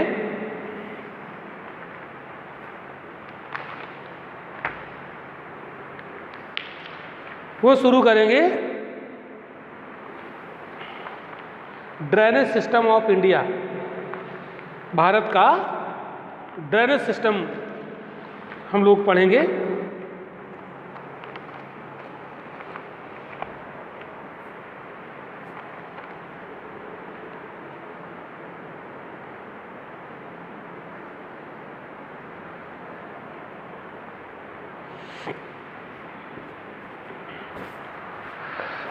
अपवाह तंत्र। तो न्यू टॉपिक हम लोग शुरू करते हैं, अपवाह तंत्र। देखिए, एक होता है अपवाह तंत्र और एक होता है अपवाह प्रतिरूप। तो drainage system and drainage pattern. तो अपवाह का मतलब होता है नदियाँ, है ना। तो देखो समझो जरा, एक मान लो यहाँ पर कोई नदी आ रही बैठी, ये नदी, ये यहाँ पर एक रिवर बहती है, ऐसे आ रही, कहीं यहाँ से पर्वत से निकली, यहाँ से ये नदी निकली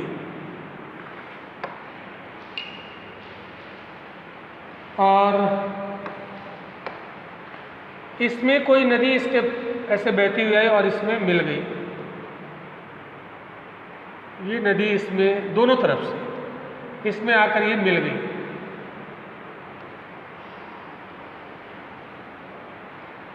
ये इस तरीके से। अब ऐसा भी हो सकता है कि इन नदियों की भी कोई सहायक नदियां हो सकती है, ऐसे भी हो सकता है, ठीक है। ऐसे हो सकता है, छोटी नदियां इसमें भी हो सकती है, ऐसे हो सकता है, ठीक है।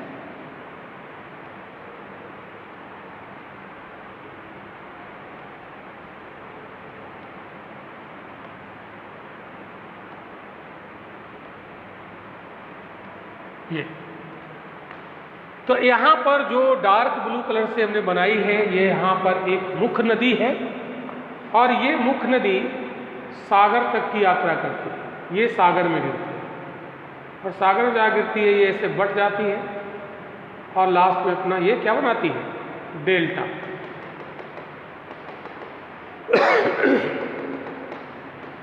डेल्टा यहाँ पर बनाती है। तो ये जो नदी है, एक नदी यहाँ पर है जो सागर तक की यात्रा करती है, बाकी नदियाँ बीच में ही इस नदी में मिल जाती हैं। तो ये नदी चूँकि सागर तक जा ही रही होती है, तो छोटी नदियाँ यहाँ से बहते हुए आती हैं और ये छोटी नदी इस बड़ी नदी से पूछती है कहाँ तक आप जाओगी। तो इसने कहा कि हम तो सागर तक जाएंगे। तो कहती है कि हम अपना जल आपको दे देते हैं, आप हमारा भी जल सागर में पहुँचा दीजिएगा, ठीक है। तो ये कहती कोई बात नहीं, मैं तो जा ही रही हूँ, अपना जल मुझे दे दो, मैं पहुंचा दूंगी, ठीक है। तो कुल मिलाकर ये नदियाँ जो है ये अपना जल अल्टीमेट कहाँ पहुंचाती हैं, सागर में। भले ही खुद न पहुँचे लेकिन अपने जल को पहुंचाती हैं एक मुख्य नदी के माध्यम से, ठीक है। तो ये जितनी भी नदियाँ आप यहाँ पर देख रहे हैं, तो ये जो पूरा आपने क्षेत्र देखा, ये पूरा क्षेत्र देखा,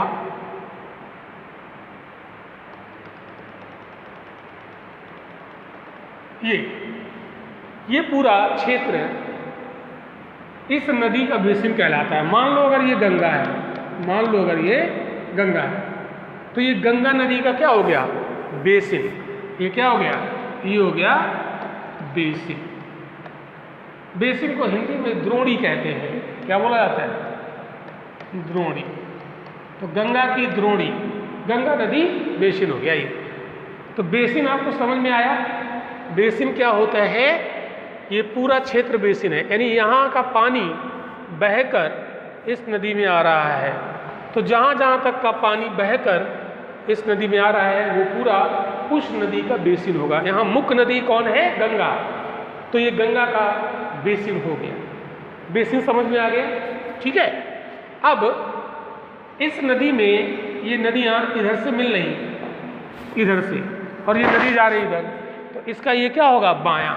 तो ये जो साइड होगी, ये जो साइड होगी वो लेफ्ट होगी और ये वाली साइड जो होगी वो राइट होगी, ठीक है। ये लेफ्ट होगी और ये राइट होगी। अब यहाँ से मैं लेफ्ट राइट क्यों बता रहा हूँ, क्योंकि ये क्वेश्चन पूछा जाता है। अब ऐसे आ जाता है कि इस गंगा नदी की लेफ्ट से सहायक कौन है, सहायक मतलब ट्रिब्यूटरी, और राइट से सहायक कौन है। तो जो इस तरफ से मिल रही वो लेफ्ट से सहायक है, जो इस तरफ से मिल रही वो राइट से सहायक नदियाँ हैं, ओके।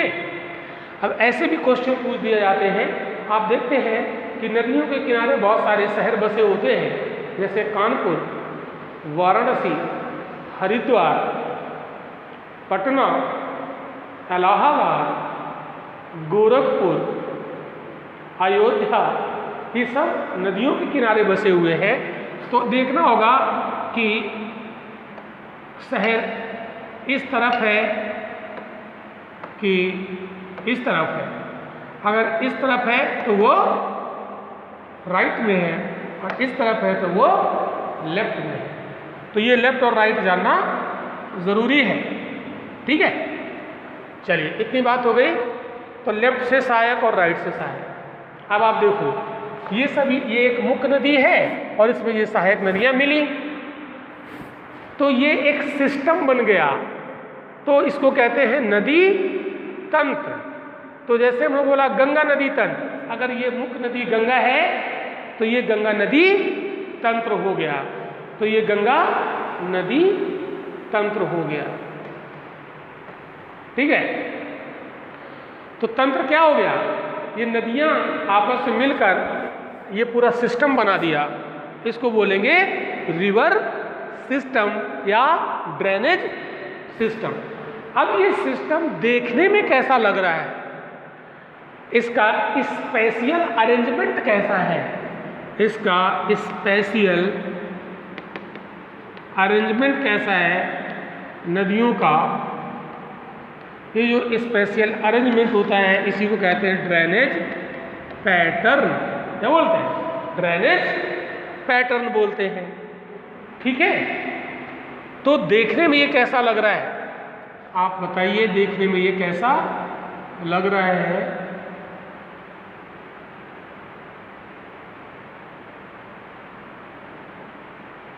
देखो, आपको ऐसा नहीं लग रहा है कि जैसे एक पेड़ है, ये जो मुख्य नदी है उसका ये मुख्य तना है और ये उसकी शाखाएं हैं, ये एक शाखा, इसकी शाखा, इसकी शाखा, ये तो ये कैसा लग रहा है?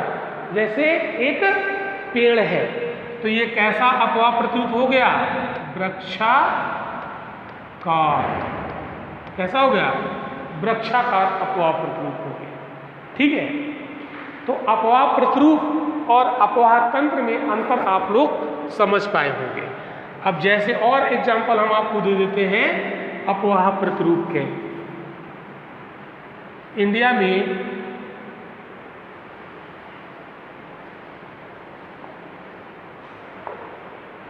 कैसे कैसे अपवाह प्रतिरूप पाए जाते हैं।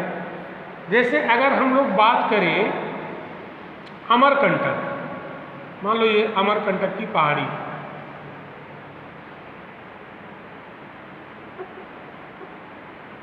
ये रही अमरकंटक की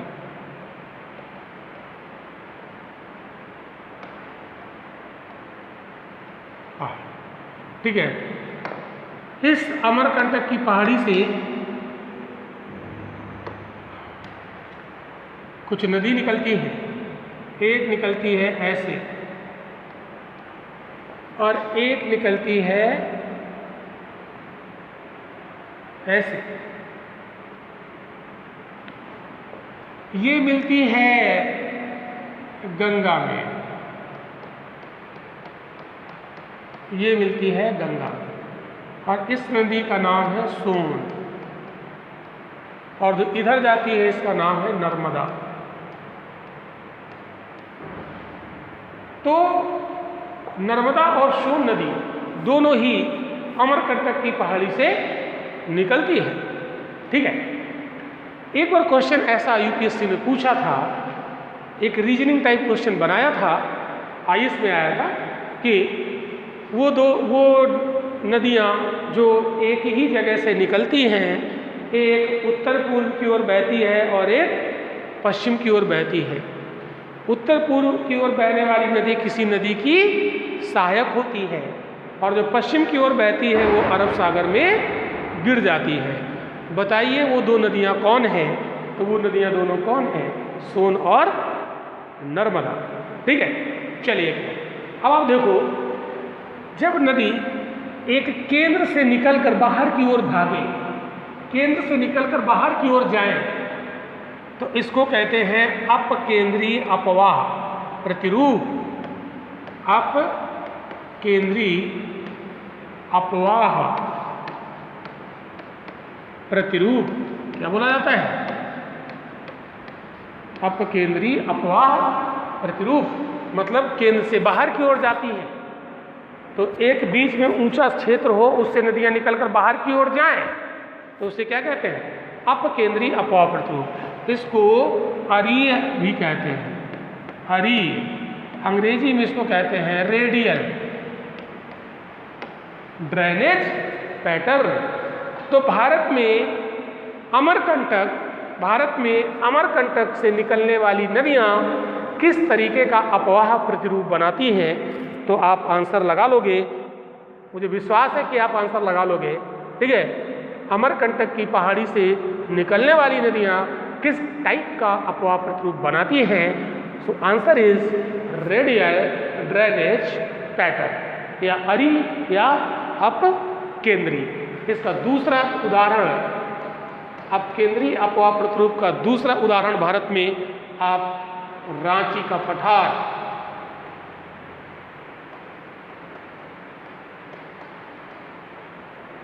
तो पहला उदाहरण हमने आपको दिया अमरकंटक, दूसरा उदाहरण दिया रांची का पठार।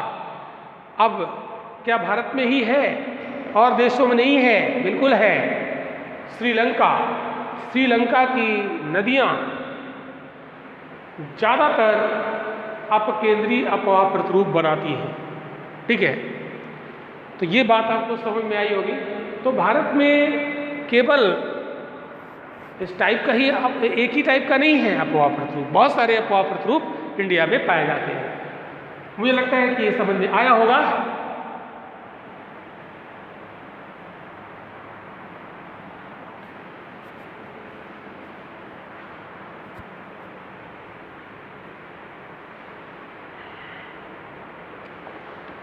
अब आप देखिए और भी एग्जाम्पल है।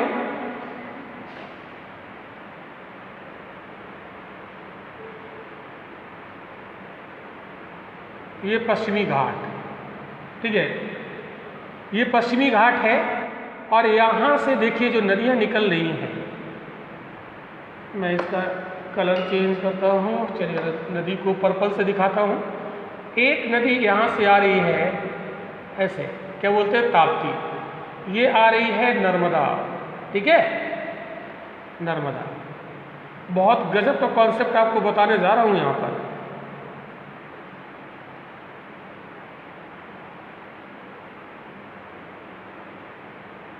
ये आप देखो, ये है नर्मदा, ये है ताप्ती, इधर और भी नदियाँ हैं। अब आप देखो नर्मदा और ताप्ती, आपको लग रहा है कि ये पैरेलल बह रही हैं, ये समानांतर बह रही हैं, ठीक है। कैसी बह रही हैं? पैरेलल, ये समानांतर बह रही हैं।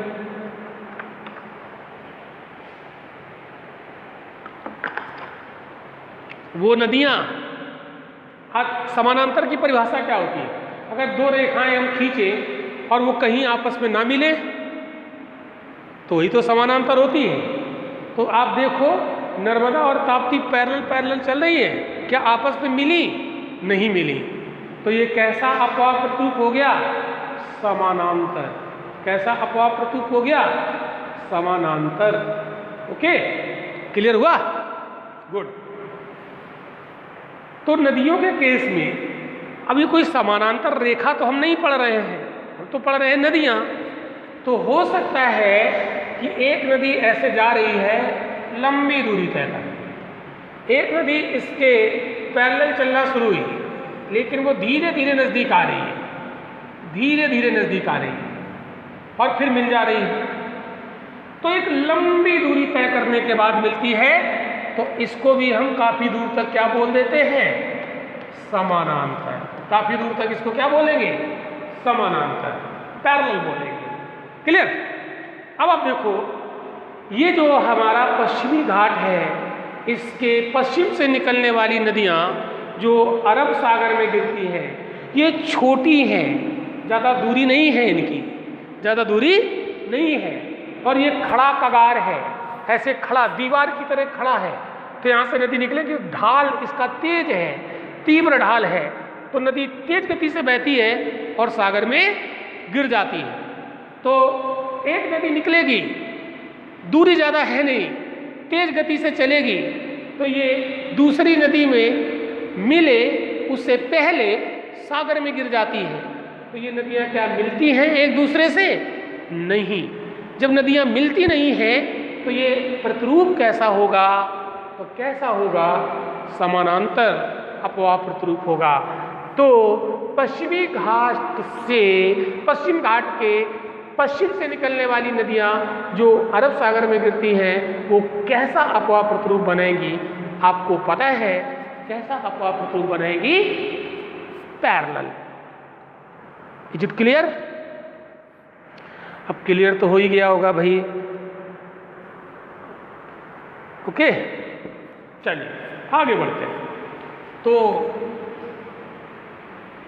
आप कह सकते हो कि अरब सागर में गिरने वाली नदियाँ ज़्यादातर समानांतर अपवाह प्रतिरूप बनाती। ऐसे इंडिया में बहुत सारे अपवाह प्रतिरूप हैं, हमने कुछ एग्जाम्पल लेकर आपको समझाया है।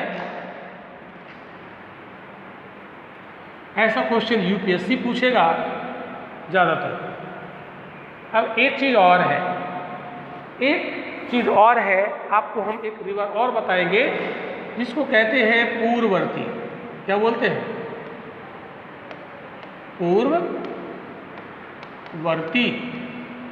पूर्ववर्ती नदी। इसको अंग्रेजी में कहते हैं एंटीसीडेंट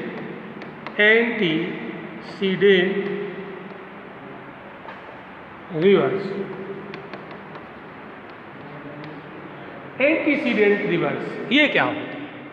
पूर्ववर्ती। आपको इसके नाम से नहीं लग रहा है कि पूर्ववर्ती जो पहले से बह रही है, जो पहले से बह रही है वो क्या है? एंटीसीडेंट, पूर्ववर्ती। देखो कैसे, समझो। हम एक एग्जाम्पल लेते हैं कि जैसे मान लो भारत की अगर बात करें तो ये ट्रांस हिमालय, आपको पढ़ाया जा चुका है। ये काराकोरम, ये लद्दाख, ये जांस्कर, इसको क्या कहते हैं?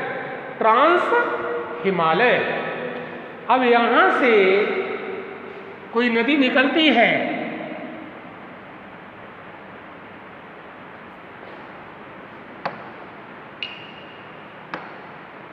चलिए यहाँ से कोई नदी निकलती है और ऐसे बहती हुई आती है,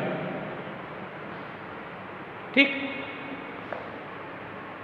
अब इसका नदी किधर बहती है?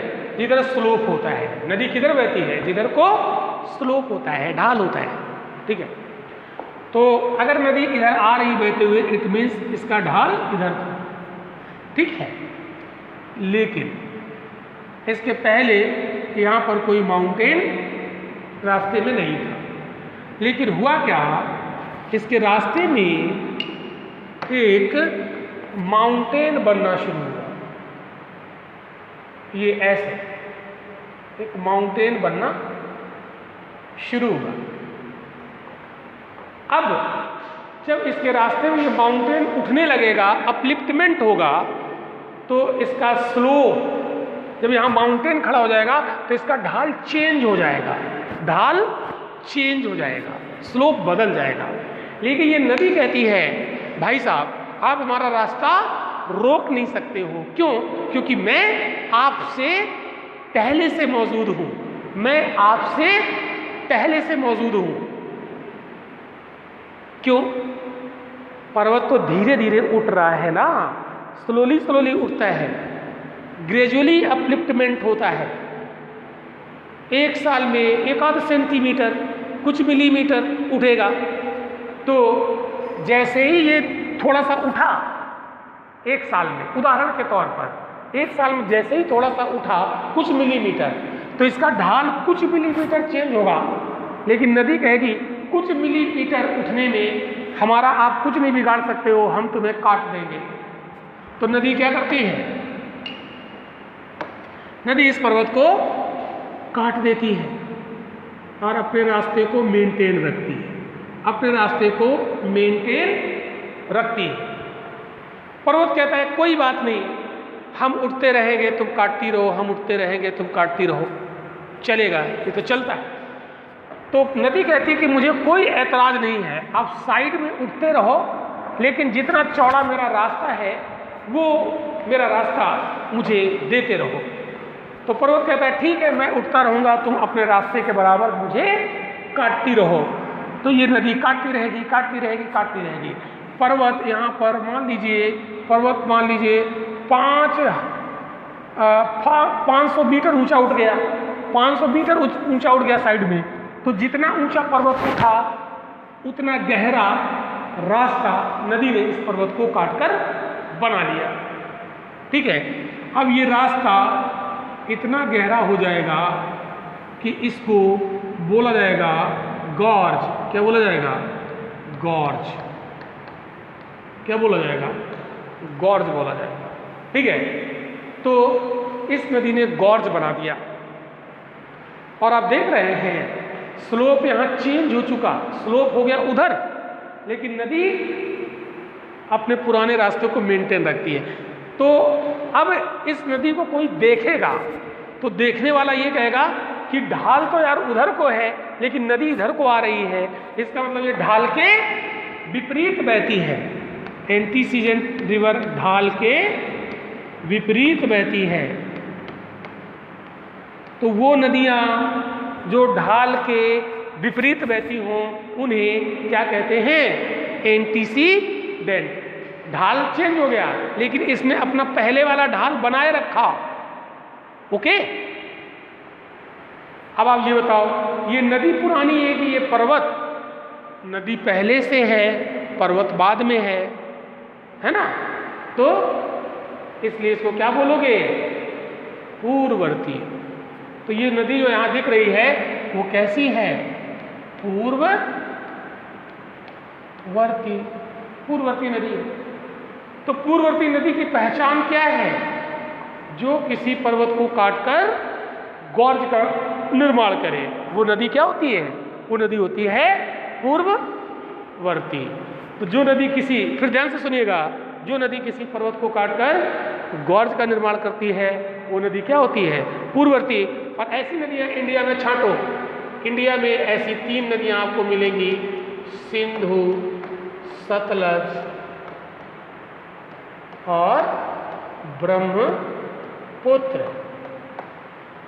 ये नदियाँ पूर्ववर्ती नदियाँ हैं। और ये क्वेश्चन बहुत इंपॉर्टेंट है, बहुत इंपॉर्टेंट है। ये क्वेश्चन कई बार पूछा गया है। सिंधु, सतलज, ब्रह्मपुत्र ये भारत में पूर्ववर्ती नदियाँ हैं। बताइए कॉन्सेप्ट अच्छा लगा, समझ में आया? ठीक है, समझ में आ गया तो लाइक जरूर करिएगा, कमेंट करके बताइएगा ज़रूर। ठीक है, अगर ये बेहतरीन कॉन्सेप्ट आपके दिमाग में हमने फिट किए तो एक बार इसका आप फीडबैक जरूर दीजिएगा। तो अब आगे बढ़ते हैं, आगे बढ़ते हैं। तो हमने अभी तक क्या सीखा? हमने सीखा ड्रेनेज सिस्टम, ड्रेनेज पैटर्न, बहुत बेहतरीन तरीके से सीखने का प्रयास किया है।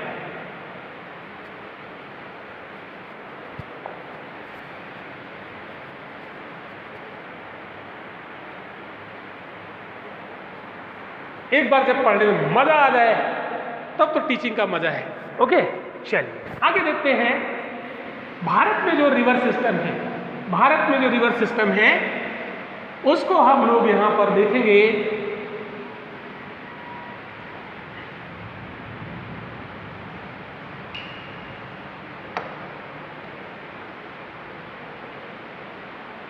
इंडिया का मैप बनाने आना चाहिए आपको।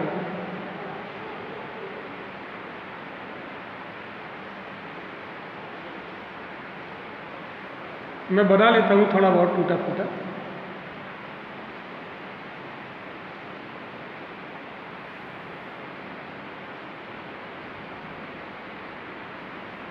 बन जाता है, ठीक है।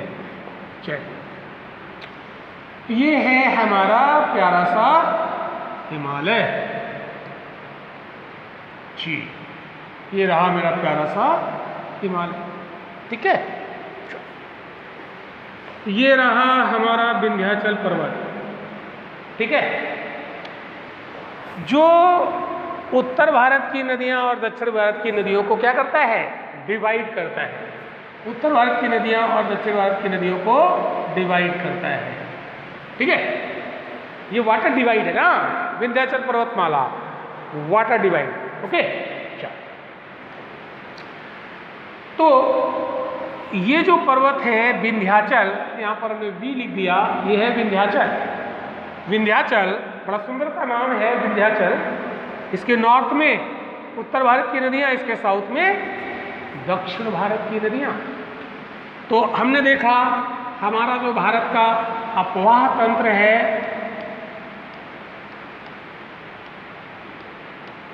इसके दो पार्ट,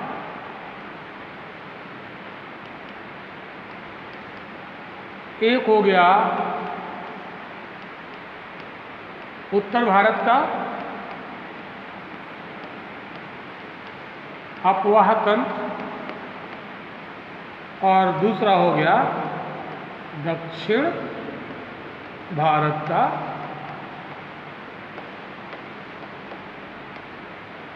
अपवाह तंत्र। दो हो गए, चलो भाई। अब देखिए यहाँ पर हमने देखा पश्चिमी घाट पर्वतमाला। तो अब ये जो पश्चिमी घाट पर्वतमाला है, ये भी एक वाटर डिवाइड है, ये भी एक वाटर डिवाइड है, ऐसे दीवार की तरह खड़ा है। और हमारा जो पठार है ना, ये प्रायद्वीप का, ये ऐसे झुका हुआ है, ऐसे। अरे यार तुम क्या कर देते हो बदतमीजी, देखो ये ऐसे झुका हुआ है। तो इधर से नदियाँ निकल के इधर चली जाएंगी और जो इधर से निकलेगी वो नदियाँ इधर चली जाएंगी। इसका मतलब है कि जो पश्चिमी घाट है ये एक वाटर डिवाइड का काम करता है, ये एक जल विभाजक का काम करता है। तो इसके पूरब से निकलने वाली नदियाँ ऐसे जाती हैं, ऐसे जाती मेरे दोस्त, ऐसे जाती हैं, ऐसे जाती है, ये ऐसे जाती है। और इसके पश्चिम से निकलने वाली नदियाँ ऐसे जाती हैं, ऐसे।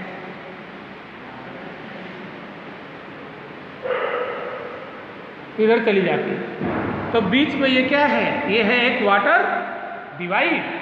तो ये जाती है बंगाल की खाड़ी में, बंगाल की खाड़ी, और ये आती है अरब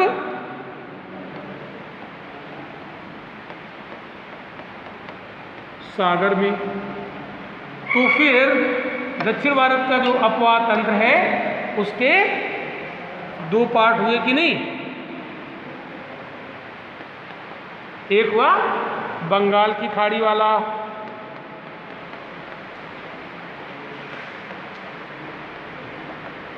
दूसरा हुआ अरब सागर वाला।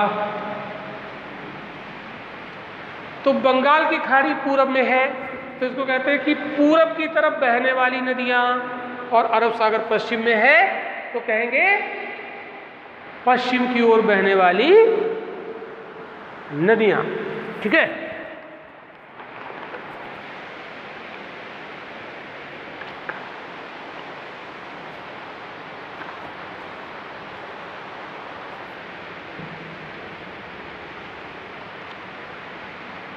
क्लियर हो रहा है? मजा तो आना चाहिए, ठीक है। इतना आपने देखा। अब हम लोग इसमें डिफरेंस भी देखेंगे, है ना, इसमें डिफरेंस भी देखेंगे।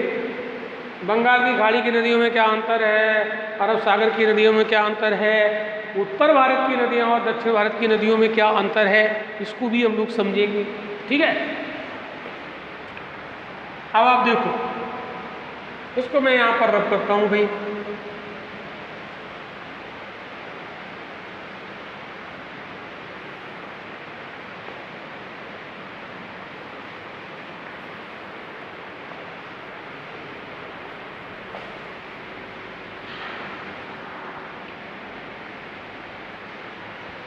देखो, उत्तर भारत और दक्षिण भारत की नदियों में थोड़ा सा डिफरेंस आप समझो।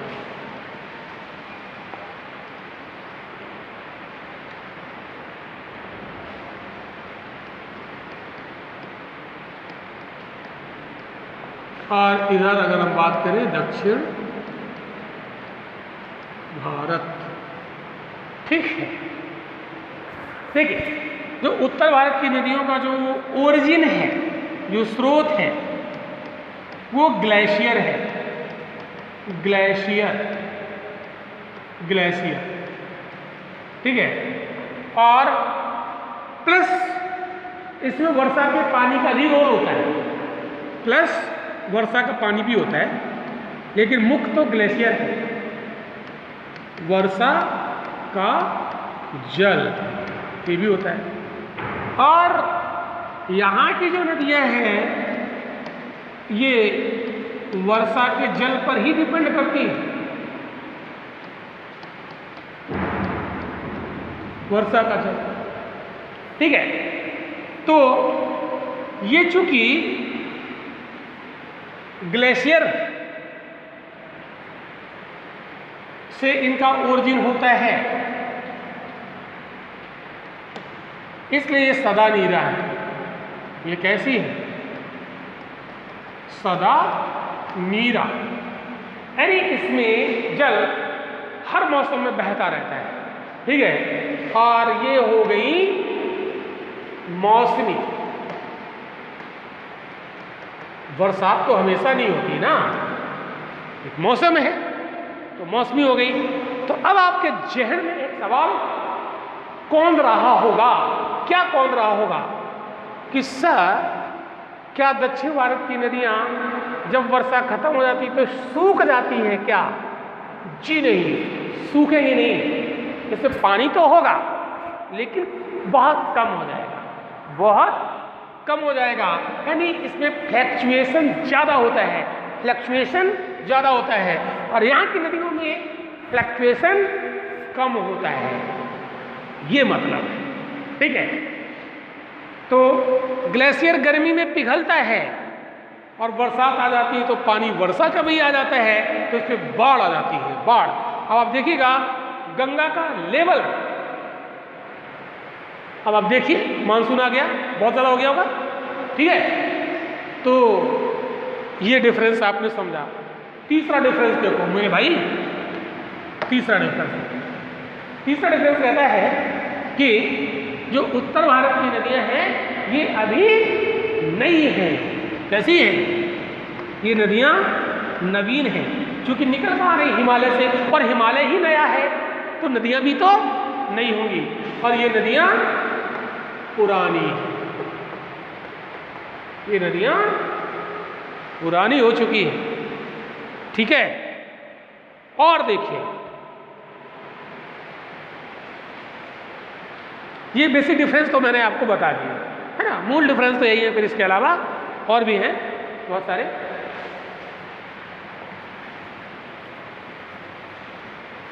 अब यहां पर एक हम आपको बताते हैं,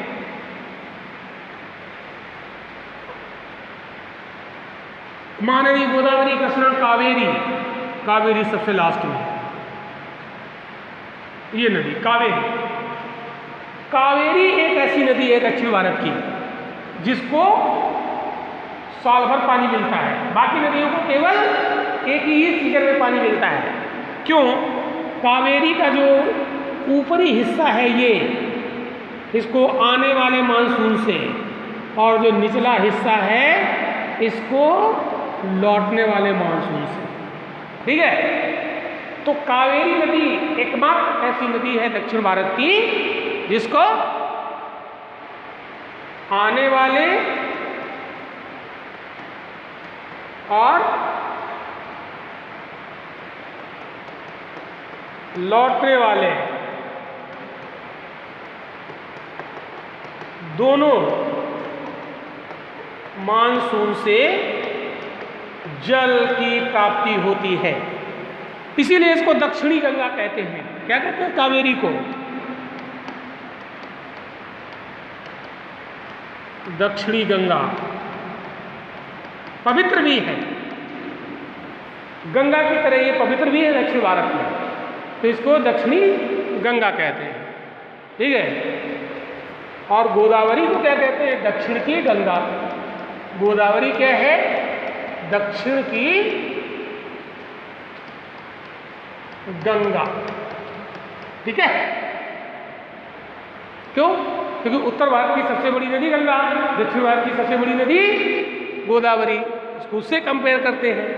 और ये कावेरी पवित्र है और उत्तर में गंगा पवित्र है।